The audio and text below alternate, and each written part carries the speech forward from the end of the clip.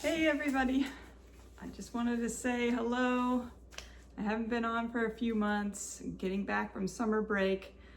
We had a great summer. We got to visit family and travel a little bit, and yeah, we had a great summer. I feel like it was really busy. It went by really fast. I feel like this summer was a little more social than in the past. Lots of times we really kind of stick to ourselves, but as my kids get older, we've been doing more with other people, which has been great. But yeah, the kids are all back in school, and so I want to get back on making my videos. I'm excited, looking forward to this coming school year, hoping I can make a lot more videos. That's one of my goals, is to try and make quite a few more videos than I made last school year. So that's one of my goals. I'm also working on a 75 hard. So 75 hard, if you're not familiar with it, is a goal program where you do a set of goals for 75 days. Typically when people say 75 hard, it has a very specific set of goals that people are doing. They're doing watching what they eat and exercising and reading nonfiction, going outside. I can't remember all of them exactly, but that's a lot of the main ones. But my 75 hard, I have kind of made it more spiritually focused. I wanted to do a 75 hard around some of my spiritual goals. So mine involves meditation, which I've talked about previously. I am planning on spending time each morning meditating and also praying. And then getting scripture study in every day.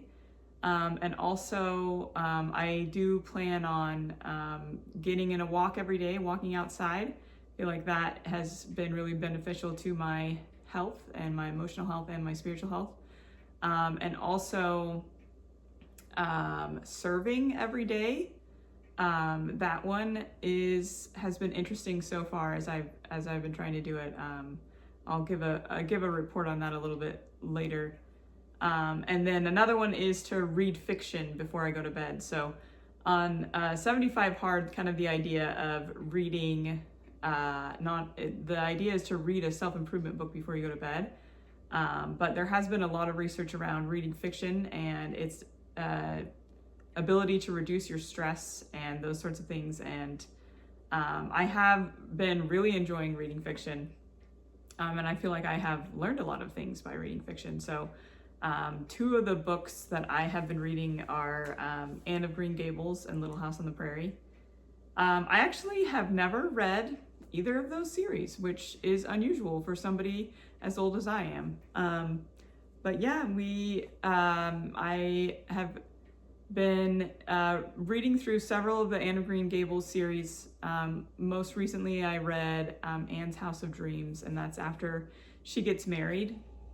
And it's been really good. I've learned a lot. One of the things that I feel like I've learned about has been just seeing Anne's relationship, cross-generational relationships with other people. One of the things I feel like when you read historical novels is that it opens you up to just kind of a whole different world. These are people who are very similar to you, but living slightly differently than you.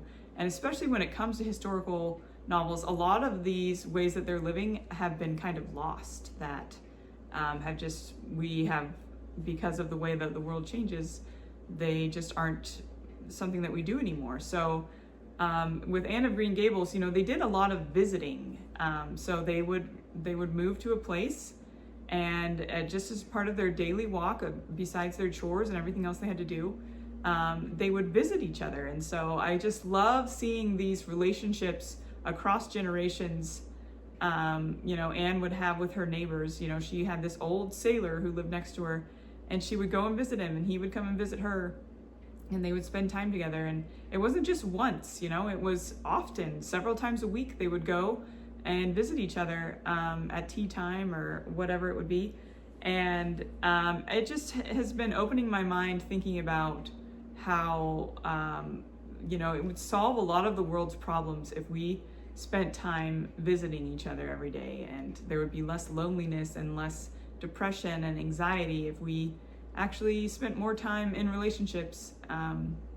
So yeah, that's something that I've learned from Anne of Green Gables that I want to try to take into my life. And then Little House on the Prairie, the one that I've most recently read was on the banks of Plum Creek. And there's this part where the grasshoppers come and eat all of their crops.